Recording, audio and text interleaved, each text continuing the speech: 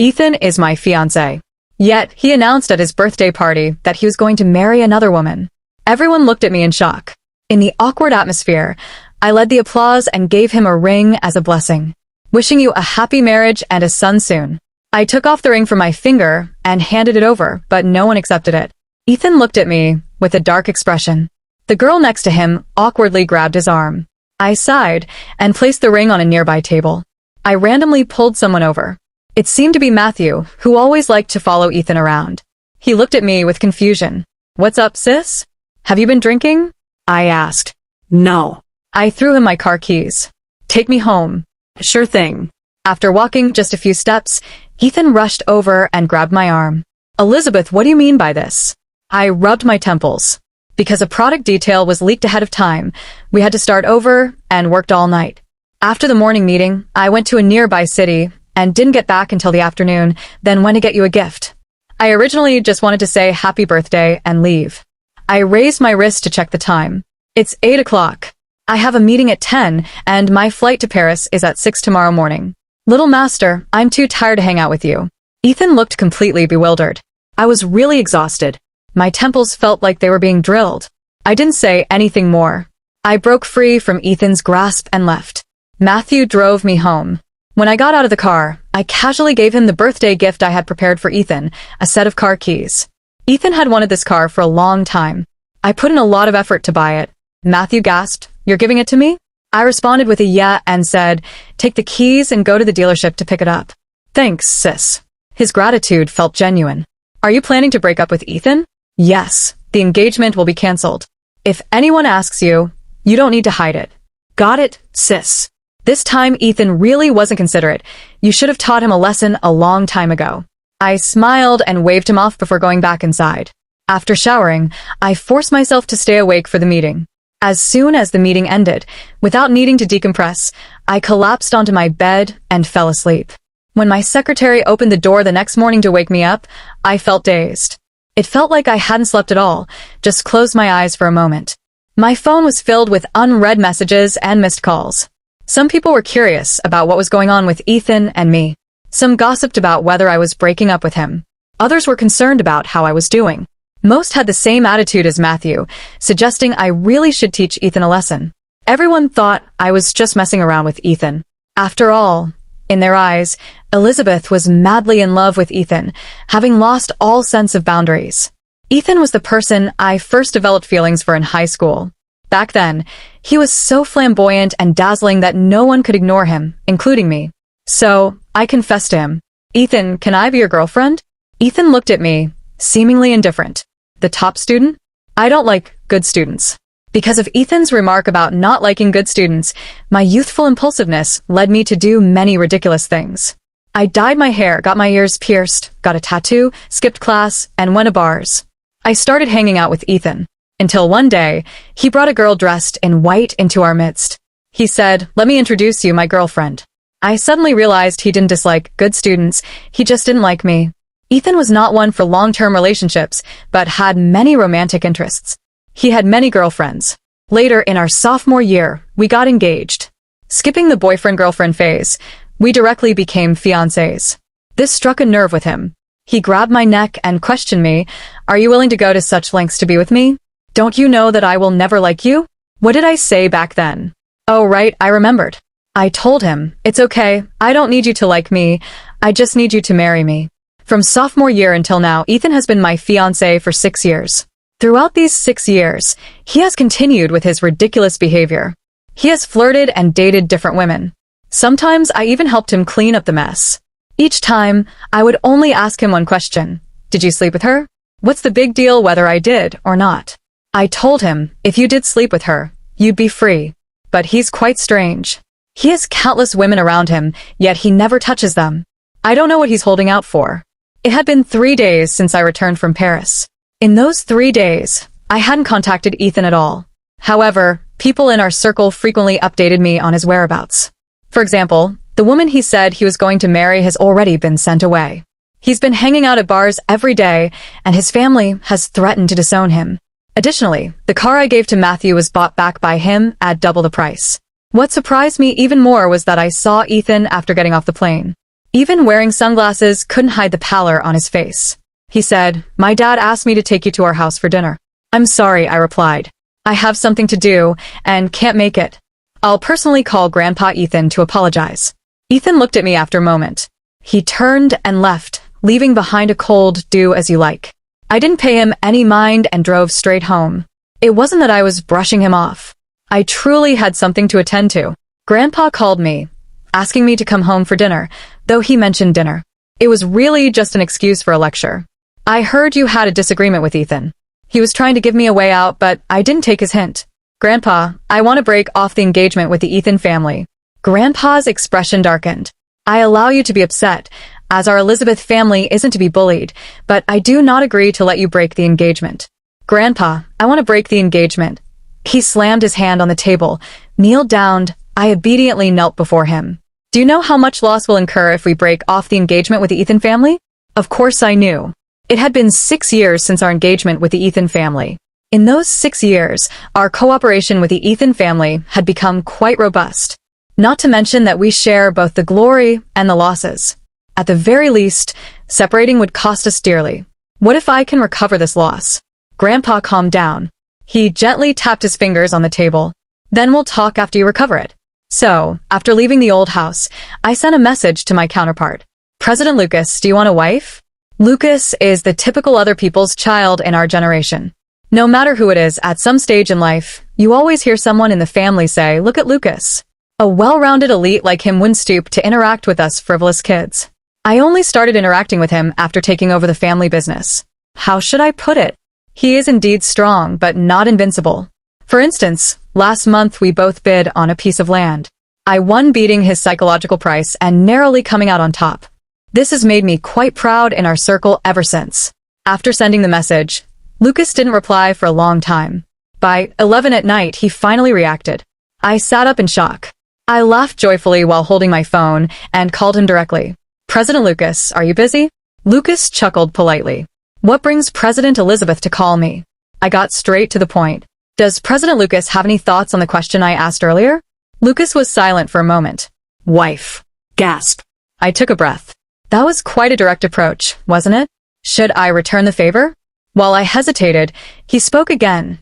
"I asked President Elizabeth, still moonlighting as a matchmaker." Phew, good thing my mouth didn't outrun my brain. Mainly because President Lucas is of marrying age and I have a suitable candidate on my side. I wonder if President Lucas has any thoughts. Who? I. Dead silence. The quiet was like a flute playing at parting.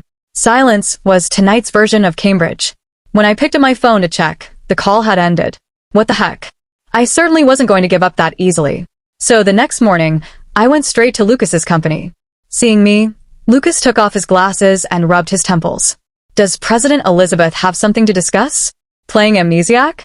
So I asked, is President Lucas really not considering marrying me? It's a sure win.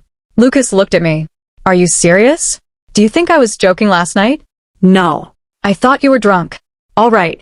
I looked at him with a sincere expression. What about now? Do you want to consider me? Lucas sized me up. I heard you had a falling out with Ethan. It seems to be true. But why should I take over? Not directly refusing meant there was room for negotiation. For the Water Resources new street project, I'll give you half a point discount. Lucas tapped his fingers on the table. 3 points. You're robbing me in broad daylight? I looked at him in disbelief. 1 point. 3 points. 1.5. It can't be more than that. 3 points. I had started to grit my teeth. Don't push it. 2 points at most. Deal? Lucas said, the amount of money doesn't matter. What matters is that I'm willing to help. What a shameless guy. With the deal settled with Lucas, I gained confidence to negotiate with the Ethan family.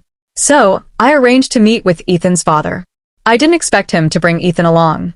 After a few days apart, he seemed even more depressed. Before entering the private room, Ethan grabbed my arm. Why didn't you call me? What? The engagement is between the two of us. If you want to discuss it, why didn't you call me? I quietly looked at Ethan. Sometimes I really envied him. Even now, he remained so naive. I spoke up, you're wrong. The engagement has never been just between the two of us. Ethan glared at me, tightening his grip on my arm to the point it hurt. When Ethan and I entered, Grandpa Ethan was already seated at the head of the table. After some casual talk, He kindly said, "I know Ethan has upset you. I brought him here today, so you can hit or scold him as you wish. I'll back you up." I smiled briefly. "I've taken the liberty to ask you out today to discuss the marriage between the Elizabeth and Ethan families. Grandpa Ethan, I intend to break this engagement." The relaxed atmosphere instantly froze. Ethan jumped to his feet. He spoke each word clearly. "I don't agree." Grandpa Ethan's expression darkened. "Nonsense." Sit down. Ethan met his father's gaze with a cold smile. "What? Are you going to decide behind my back again? You forced me into this engagement against my will. Now you want to break it against my will? What am I supposed to be? A puppet?" Grandpa Ethan slammed the table. "What exactly do you want? You didn't agree to the engagement initially, and after 6 years of trouble, how much face have you and the Elizabeth family lost? Since you don't want to break the engagement, what are you trying to achieve?" Ethan was momentarily stunned, then lowered his head. Grandpa Ethan looked at him deeply. "Get out." Ethan left. Not only did he leave, but he also took me with him. The speed was too fast. He grabbed me and ran like eloping. I didn't even have time to react. "Ethan, what are you doing?" Ethan tightened his grip, remaining silent. I struggled helplessly, but he only held on tighter. You're hurting me." I shouted in frustration and directly hit him. It seemed like he finally came to his senses. He suddenly released me, looking flustered. "Are you okay?" I felt a knot in my heart. I truly didn't understand what Ethan was making a fuss about. I had always thought the resistance to breaking off the engagement would come from the Ethan family, and that Ethan might even help me. I didn't expect him to be the first obstacle. "Ethan, what are you doing? Didn't you always want to break off the engagement? Now that it's in line with your wishes, what are you making a fuss about?" After hearing my question, Ethan suddenly laughed, but it looked more like crying. "In line with my wishes? Does my opinion matter to you? Did you ever consult me before making any decisions?" I began to understand his meaning. "So you think that my proposing to break off the engagement hurts your pride? No problem. You can bring it up. I can even tell everyone in our circle that you dumped me." I smiled as I spoke. "Actually, there's no need for that. Didn't you already announce that you have someone else in mind? It would make perfect sense for us to break off the engagement now." "Not anymore." "What do you mean?" Ethan looked at me. "I never thought about marrying anyone else." I fell silent for a few seconds. "But you will eventually marry someone else." This was something I suddenly realized on the day of his birthday party. After 6 years, I was already tired, while Ethan seemed to have endless energy, still making a fuss. The people at that banquet were not necessarily the ones he genuinely wanted to marry, but one day, he would marry. I've never liked being passive, so I needed to make plans early and take control into my own hands. Ethan and I ultimately parted ways unhappily. He only left behind a harsh remark. "Elizabeth, this time you don't get to decide." Of course, I didn't get to decide. But neither did he. This was something that needed negotiation. Before meeting with Grandpa Ethan, I had already introduced Lucas to my grandfather. We had dinner together and chatted a bit. We didn't say much. Those who understood knew. That night, Grandpa finally relented. "I'm old and can't manage your young affairs anymore. Do whatever you want." This time, I directly went to Grandpa Ethan's office. After an hour of back and forth, the engagement was broken off, and we agreed to announce the cancellation on our respective official websites at 8 the next morning. "So what benefits did you give the Ethan family?"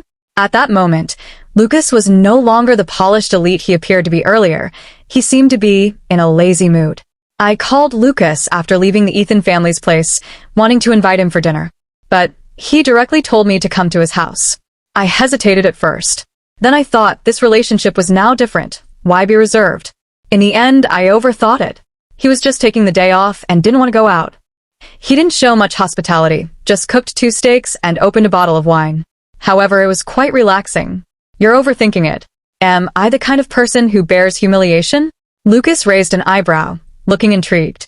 I explained, "Actually, there aren't many things the Ethan family can hold over me. In these 6 years, no one has been foolish. It's all about win-win cooperation. The only exception is the Clearwater Bay project, where the Ethan family is the financial backer.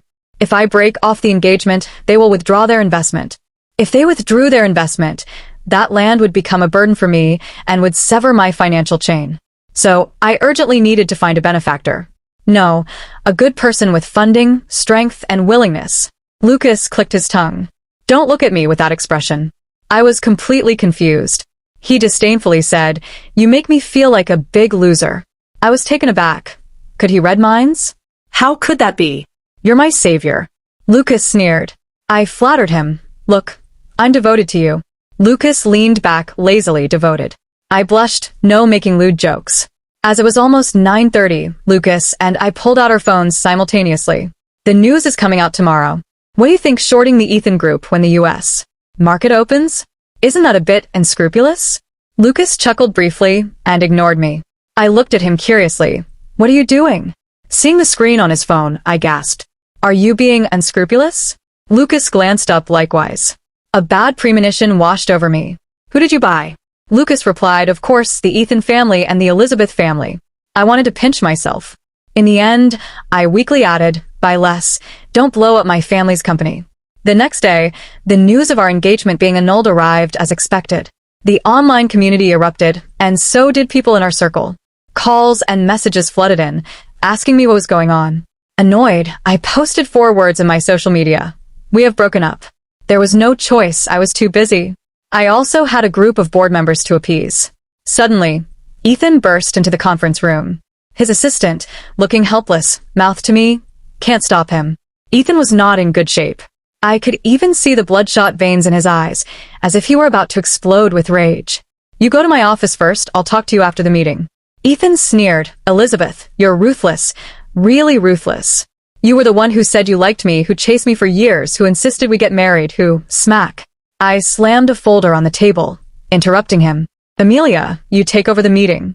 "Okay, President Elizabeth." I shot Ethan a glance and left the conference room.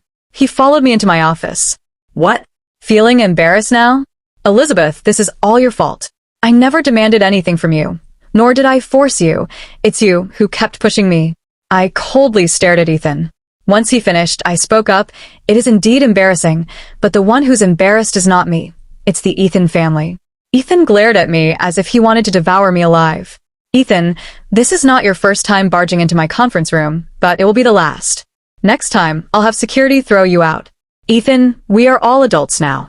Adults have adult rules. You can't just come and go as you please." Ethan looked utterly defeated. His face turned pale. He muttered, "You said you liked me, Elizabeth. You can't do this." Seeing him like this made me feel a bit powerless. "Ethan, can you be a little clearer?" "Yes, I said I liked you, but that was ages ago.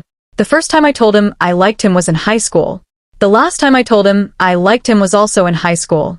We were 17 back then. Now we're 26.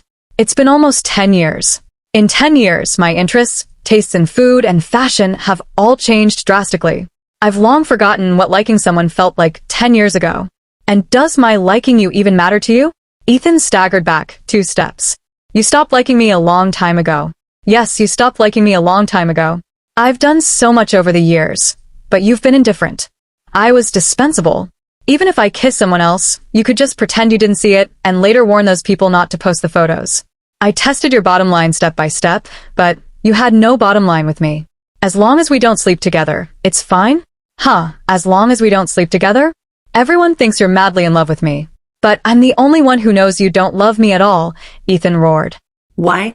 "Why is it that you can love when you say so, and not love when you don't? Why is it that when you say engagement, it's engagement, and when you say cancellation, it's cancellation? Elizabeth, why?" I was a bit stunned, blurting out because I have the ability to do so now. At the same time, I realized something was off. "Ethan, you don't like me, do you?" Ethan tensed up immediately. He almost instinctively wanted to refute me but restrained himself. I felt it was absurd. "Ethan, who taught you how to love someone like this?" Ethan seemed to see a glimmer of hope. "I don't know how to love someone. I've been wrong all these years. I'll change. Let's not annul the engagement, okay?"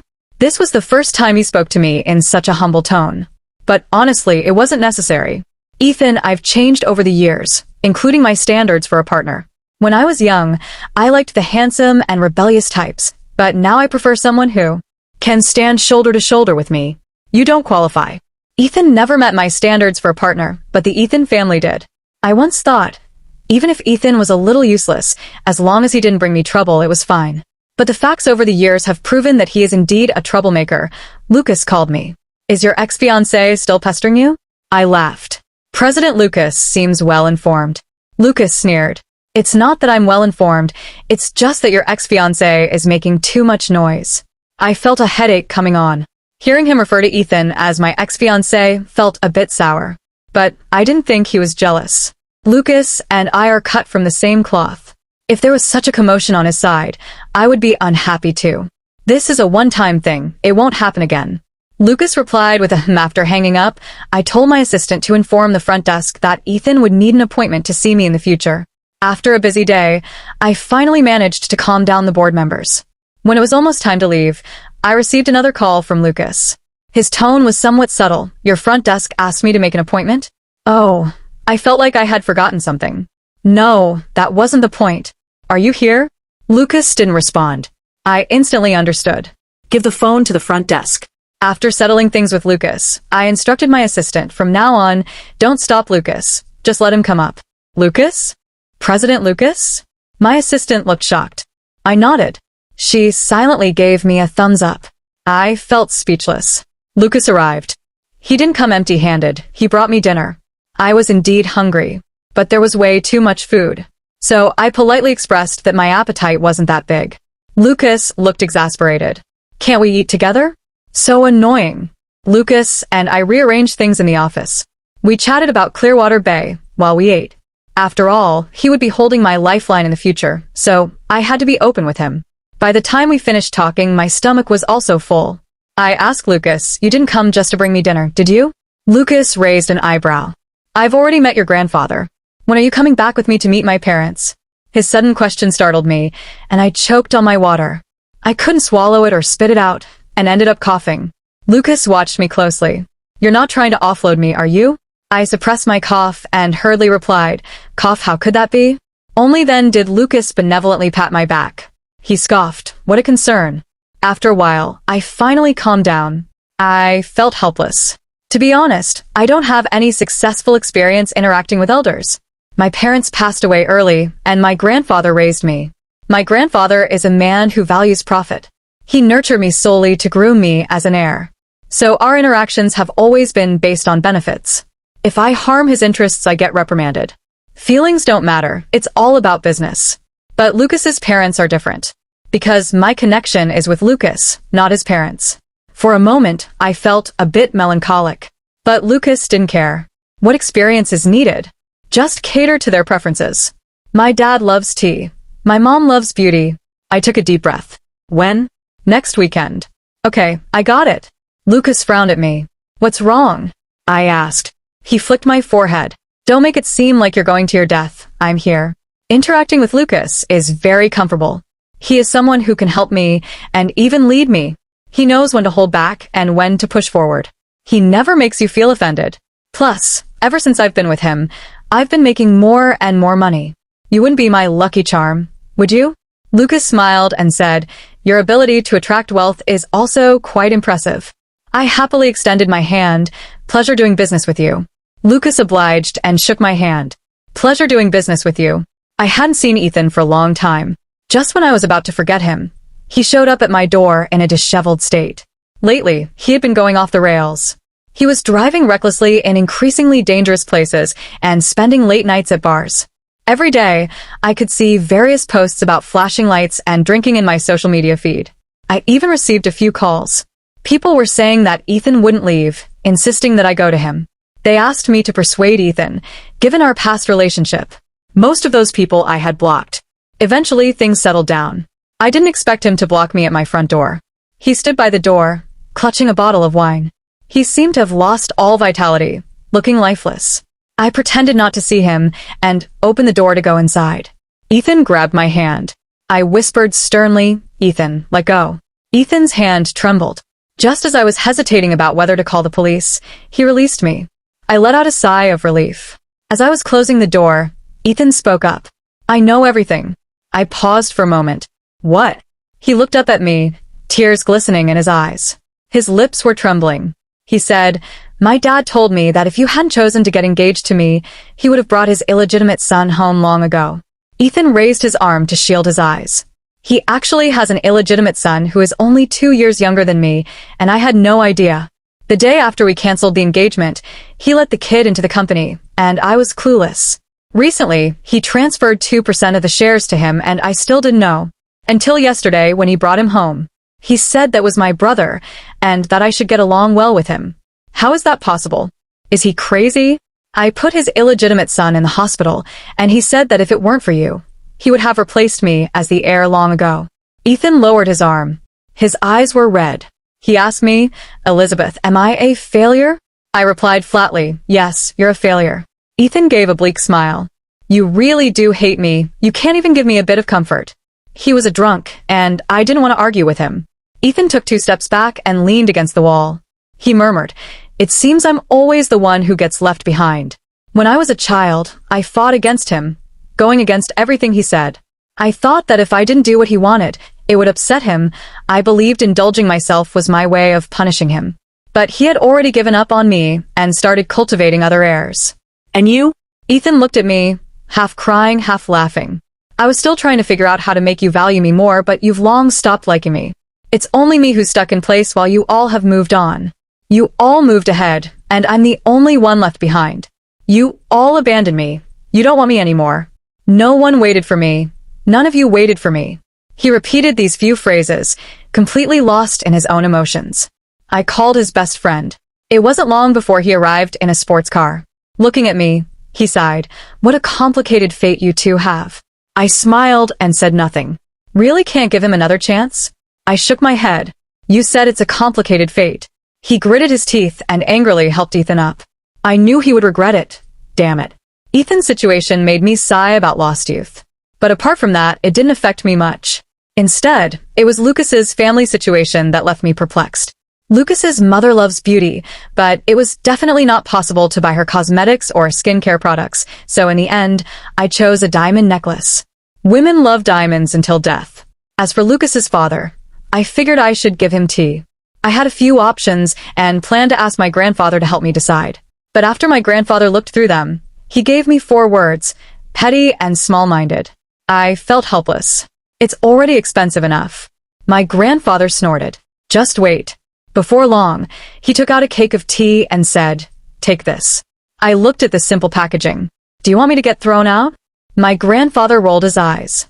You can't see the big picture. This one is worth 10 of what you have. Really? Get lost. In the end, I still took it. After all, why not take it if it's free? Before I left, my grandfather reminded me, speak properly when you go to someone else's house. Listen to what the elders say, don't argue. I felt speechless. I wanted to ask him when I ever argued, but saying that would seem like I was indeed arguing, so I could only reluctantly keep my mouth shut. Soon, the weekend arrived. Lucas drove over to pick me up. On the way, I felt like a gourd with its mouth sawed off. The air in the car was so quiet it was suffocating. Suddenly, Lucas took my hand. What are you doing? Giving you some warmth. I'm afraid you'll be scared to death before you even arrive. I hesitated and looked at him. Are you sure you're not trying to take advantage of me? Lucas snorted coldly. Isn't it my turn to take advantage? It is, you should. The atmosphere in the Lucas family was more harmonious than I expected. The food Lucas's dad made was delicious. Lucas's mom seemed only responsible for being beautiful, but she was indeed pretty. After all, she was once an actress. They really liked my gift, especially Lucas's mom, who put on the necklace right then and there. But the direction of the conversation afterward was a bit confusing. Lucas's dad asked, when are you two planning to get married? Lucas looked at me. When are you planning to get married? I really wanted to give him a big slap. Is there anyone who leads a person into trouble like this? So I said, it depends on Lucas. I'll listen to him. Lucas looked at me. I raised my eyebrows at him. In the end, he said, my idea is to get the certificate at the end of the month and hold the wedding at the end of the year. I was stunned. Lucas's mom was thrilled and excitedly started discussing wedding planning with us. Until I left, I felt like I was in a cloud of confusion. It turns out it's easier to talk about money. Lucas drove me back. After getting out of the car, he looked serious. He said, what I said today was serious. You can go back and think about it. Think about what? Getting the certificate at the end of the month? Getting married at the end of the year? Lucas said, I'm a businessman, so I need to add some leverage to our partnership. That night, as I lay in bed, I started thinking about marriage. I weighed the pros and cons, analyzing the gains and losses, and found myself in a dilemma. But after drinking a glass of water, I suddenly realized something. Lucas seemed to have given me a false proposition. I was originally heading towards marrying him, whether it was sooner or later. Was that really an issue? Obviously not. So I sent him a message, Lucas. You're so annoying. Lucas replied with a question mark. I ignored him and happily went to sleep. The next day, I told him, let's set a time to get the marriage certificate. Lucas looked at me. Are you sure? I was puzzled. Aren't we originally heading towards marriage? Lucas nodded, sincerely saying, President Elizabeth is awesome. It wasn't until many years later, after our daughter was born, that Lucas told me he had been thinking that girls liked romance. So, he had started preparing for the proposal scene. But President Elizabeth was too awesome and allergic to romance. So you just gave up? Yeah, President Lucas has a thin skin and was afraid of being laughed at by President Elizabeth. The date we agreed on to get the marriage certificate was 3 days later. Because on that day, Lucas would officially invest in Clearwater Bay, and when we reveal the certificate, it would be a win-win with the stock market definitely looking rosy. Today, someone from Ethan's family would come to talk to us about follow-up cooperation. What I didn't expect was that the person who came was Ethan. After being surprised for 2 seconds, I quickly got up to shake his hand. President Ethan, nice to meet you. Ethan looked at me, gripping my hand a bit too tightly, and didn't let go for several seconds. He said, President Elizabeth, nice to meet you. Without much small talk, we went straight to the point. To my surprise, Ethan didn't seize the opportunity to propose any conditions. All the contracts followed the previous agreements. He said, President Elizabeth, don't worry. Our matters won't affect the cooperation between the two families. I wondered if Ethan had done something behind the scenes. But it didn't matter. After all, if there's a bargain, why not take advantage of it? So we smoothly signed a contract. President Elizabeth, can I treat you to a meal? Of course. Since Ethan had decided to get involved in the company's affairs, we would have plenty of chances to work together in the future. If I couldn't avoid it, I might as well embrace it. President Elizabeth wasn't afraid. The place Ethan chose was one I often went to, but it was my first time with him. He ordered dishes, all of which I loved, and I pretended not to notice. I raised my glass. Thank you, President Ethan, for your generous hospitality today. I hope we have a pleasant cooperation in the future. Ethan smiled wryly at me. Do we need to be this formal? Now that the engagement is off, can't we at least be friends? More friends mean more opportunities. I set my glass down. Of course we can. But Ethan was taken aback. His expression darkened. Do you really have no feelings for me at all? I felt a bit of a headache. How did I not realize he was such a hopeless romantic during our past encounters? Ethan, since you're in the company now, just focus on your work and don't think about all those messy things. Ethan stared at me without blinking. If I work hard, can you give me another chance? I was confused. What chance? Ethan said, Elizabeth, I won't give up on you. My heart felt complicated. How should I politely tell him that I was about to get married? Ethan, you can do anything, but don't do it for me. I won't pay for someone else's life. So for all these years, you've never advised me. What I want to do is my business. It has nothing to do with you. Once what I do crosses your bottom line, you'll kick me away, right? Ethan became agitated. I looked at him. So are you blaming me? Ethan's eyes flickered. That's not what I mean. I rubbed my temples. Ethan, I'm a year younger than you. I've had to fight my way through everything on my own. I can't even be sure that the path I'm taking is the right one. Why should I plan your life for you? Again, you can do anything, but don't drag me into it. I won't pay for your life. I stood up to leave. Ethan reached out to stop me at that moment. The door to the private room was pushed open. Lucas walked in. I heard from the manager that you were here. I stepped forward and linked my arm with his. Let me introduce you, Lucas, my husband. Ignoring the pale expression on Ethan's shocked face, I pulled Lucas away. What's this? Using me? What's this? Aren't you? Am I? Is it legally recognized? Then, I'm just exercising my rights as a wife in advance. Is that okay? Lucas chuckled and took my hand. Of course it is, Mrs. Lucas. Ethan seemed greatly provoked by my words. He unceremoniously grabbed me. Don't do this, Elizabeth. Don't treat me like this. You're lying to me, aren't you? I'm taking revenge on you, right? His gaze was full of pleading. Before I could react, Lucas pulled me behind him. Ethan, have some self-respect. Get lost. Ethan shouted. His eyes were bloodshot. Give me Elizabeth back. Lucas smiled slightly. Ethan, you've already canceled the engagement. Ethan threw a punch at Lucas. This is between me and Elizabeth. It has nothing to do with you. I never expected him to throw a punch. I gasped, about to reach for Lucas, when he sidestepped and pinned Ethan against the wall. Are you okay? I asked, worried as I looked at Lucas. Ethan, who had been looking at me, now had a dull light in his eyes. I was furious too. Ethan, this is really pointless. I don't care if you truly regret it or not. We've already canceled the engagement. So please bite down on your emotions, swallow them with your teeth and blood, and don't provoke me again. Lucas and I went down to the underground parking lot. Just before getting into the car, he suddenly grabbed my arm. What's wrong? He looked at me with a smile in his eyes.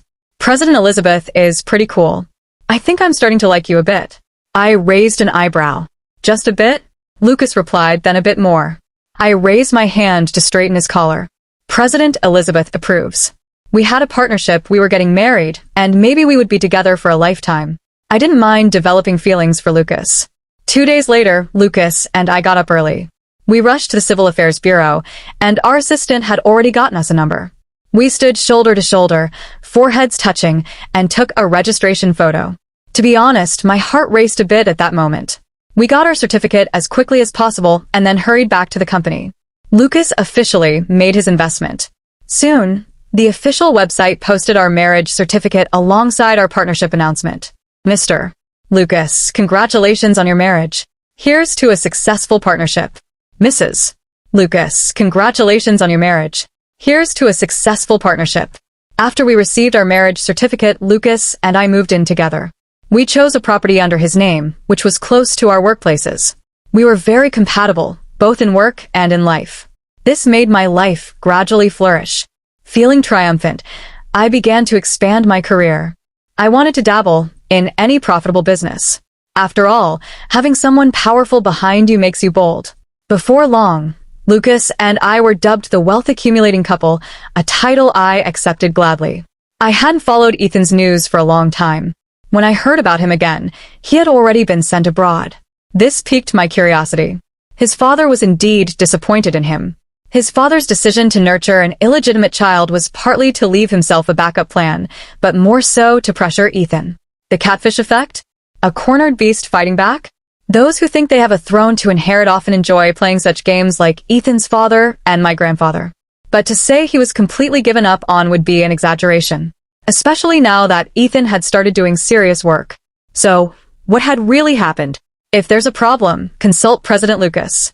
President Lucas casually remarked he wanted to go down with me, but his dad found out. What did he mean by go down with me? Ethan's plan was simple, to seize the business. He didn't consider the costs or the profit, she just went for it. But he had no say in the company. As soon as he issued the directive, his father learned about it. An intense argument ensued between the two. Ethan declared that he wouldn't let Lucas off easy. This impulsiveness completely disappointed his father. To avoid any trouble he might cause, they sent him abroad. Why didn't you tell me? President Lucas glanced at me. What should I tell you? That your ex-fiancé loves the fairer sex more than power? Am I that bored? Of course. President Lucas was not bored. He was very busy. He had to juggle business and prepare for the wedding at the end of the year. I suggested outsourcing it and accepting sponsorship. Lucas was annoyed when he heard this. Before I could say more, he kissed me. By the end of that kiss, I couldn't even remember what I wanted to say. Later, the wedding was magnificently arranged by Lucas. He let me experience a dreamlike ceremony. Ethan also attended, dressed to the nines as if he were there to reclaim me. However, he didn't do anything. He simply sat quietly there and then left quietly. Later, Lucas kissed me, he said. Mrs. Lucas, for the rest of our lives, I hope for your guidance.